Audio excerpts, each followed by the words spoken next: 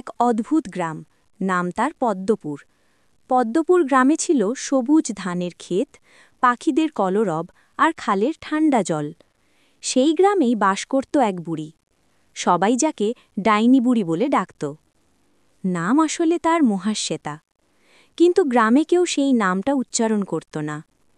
কেন জানো? কারণ তার বাড়ির চারপাশে অদ্ভুত সব ফুলের গাছ ছিল, যেগুলো দিনে যেমন সুন্দর দেখাত, রাতে যেন ভয়ঙ্কর রূপ নিয়ে দাগাত। গ্রামের মানুষ বলতো, ওই বুড়ির বাগানে ঢুকলে নাকি মানুষ পথ ভুলে যায়। তার ফুলগুলোতে নাকি জাদু আছে, কেউ ছুলেই অসুখ বাঁধে। শিশুরা দূর থেকে তার কুঁড়েঘর দেখে পাথর ছুঁড়ত আর দৌড়ে পালাত। অথচ কেউ জানত না এই বুড়ি আসলে কে, তার ফুল গাছের রহস্যই বা কী। মহাশ্বেতা ছোটবেলায় গ্রামেই জন্মেছিল। বাবা মা খুব গরিব হলেও তাকে ভালোবাসত ভীষণ। ছোট থেকেই সে ফুল ভালোবাসত। মাঠে, জঙ্গলে, গাছে, ঝোপে যেখানেই ফুল পেত, কুড়িয়ে এনে সাজিয়ে রাখত। কিন্তু একদিন এক ভয়ঙ্কর রোগে তার বাবা মা মারা গেল। তখন তার বয়স মাত্র 12। সে একেবারে একলা হয়ে গেল। গ্রামের লোকেরা প্রথমে সহানুভূতি দেখালেও ধীরে ধীরে দূরে সরে গেল। কারণ মহাশ্বেতা অন্যরকম ছিল। সে কথা বলত গাছের সঙ্গে, পাখির সঙ্গে, নদীর স্রোতের সঙ্গে।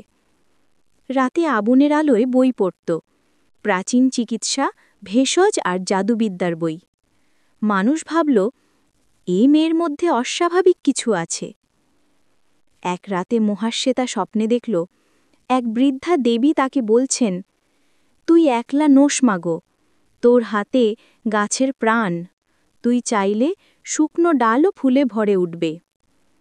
ঘুম ভেঙে সে অবাক হল, সত্যিই কি তার হাতে এমন শক্তি আছে? পরদিন সে মাঠ থেকে শুকনো একটা কঞ্চি এনে মাটিতে পুঁতল। তারপর মন থেকে বলল, ও গাছ, ফুটে ওঠো। কয়েকদিনের মধ্যেই সেখানে গজালো এক অদ্ভুত ফুল গাছ, যা গ্রামে আগে কেউ দেখেনি।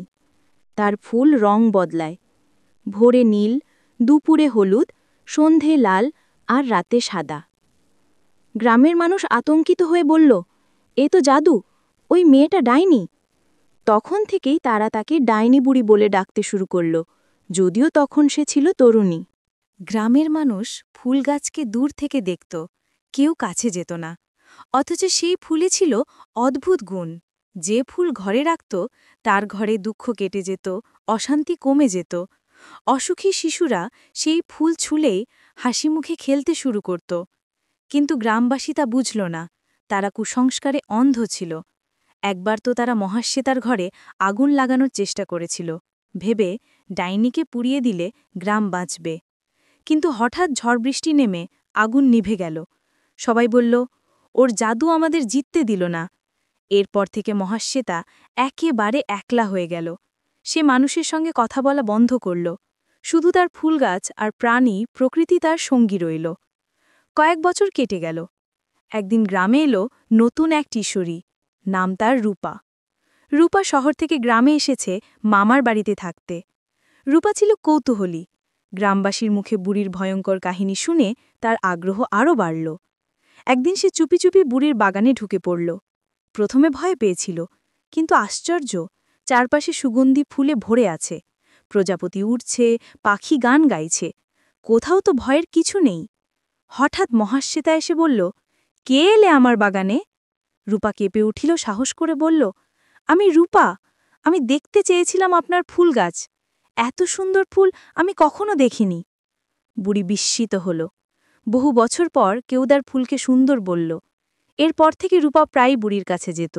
সে ফুল চাষ শিখত, ভেষজের গল্প শুনত, আর অনেক সময় একসঙ্গে বই পড়ত।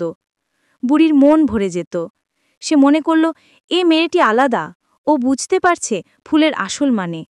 রূপা ধীরে ধীরে জানতে পারল, এই ফুলগুলো শুধু সুন্দর নয়, মানুষের মনের অন্ধকার দূর করার ক্ষমতা রাখে। কিন্তু বুড়ি বলল, গ্রামবাসী বিশ্বাস করবে না, ওরা ভয়ে অন্ধ, তবে একদিন সত্যি জানবে। একদিন গ্রামে ভয়ঙ্কর রোগ ছড়িয়ে পড়ল। শিশু বৃদ্ধ সবাই কাশিতে, জ্বরে কাবু। গ্রামের কবিরাজও কিছু করতে পারল না। রূপা দৌড়ে বুড়ির কাছে গিয়ে বলল, আপনি সাহায্য করুন, গ্রামের সবাই অসুস্থ। বুড়ি কিছুক্ষণ চুপ করে রইল। তার মন খারাপ হলো। যাদের জন্য এতদিন সে একলা, তারাই এখন কষ্ট পাচ্ছে। সে ভাবল, মানুষ যেমনই হোক, আমি তো প্রকৃতির শিষ্য, প্রকৃতির দান মানুষের জন্যই। সে ফুলগাছ থেকে কিছু বিশেষ ফুল তুলল, রূপাকে দিল, বলল, এই ফুলগুলো সেদ্ধ করে সবাইকে খাওয়াও, তবে কাউকে বলো না কোথা থেকে এনেছ। রূপা তাই করল। আশ্চর্য, গ্রামের মানুষ ধীরে ধীরে সুস্থ হয়ে উঠল। এরপর থেকে গ্রামের মানুষ আর তাকে ডাইনি বুড়ি বলে ডাকত না। তারা আবার তার নাম নিল মহাশ্বেতা। মহাশ্বেতা তার ফুলগাছের যত্ন নিত, গ্রামের মানুষকে শিখাত ভেষজের গুণ। শিশুরা তার বাগানে খেলত, বড়রা আসত ওষুধ চাইতে। রূপা ছিল তার সবচেয়ে প্রিয় শিষ্যা।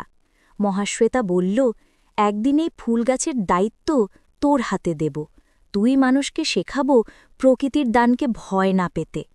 রূপা প্রতিশ্রুতি দিল। গ্রাম যেন নতুন করে বেঁচে উঠল। মানুষ বুঝল, যে জিনিসকে তারা ভয় পেয়েছিল সেটাই আসলে আশীর্বাদ। ডাইনি বুড়ির ফুলগাছ কেবল ফুলের গাছ ছিল না, এ ছিল ভালোবাসা, ক্ষমা আর বিশ্বাসের প্রতীক। মহাশ্বেতা বুড়ি তার জীবনের তিক্ত অভিজ্ঞতা সত্ত্বেও মানুষের মঙ্গলকে বেছে নিয়েছিল। তার ফুলগাছ শিখিয়ে গেল, অন্ধবিশ্বাস মানুষকে অন্ধকারে ফেলে, প্রকৃতিকে ভালোবাসলে সে তোমায় ফিরিয়ে দেবে আলো, আর ভালোবাসা সব ভয়ের ঔষধ।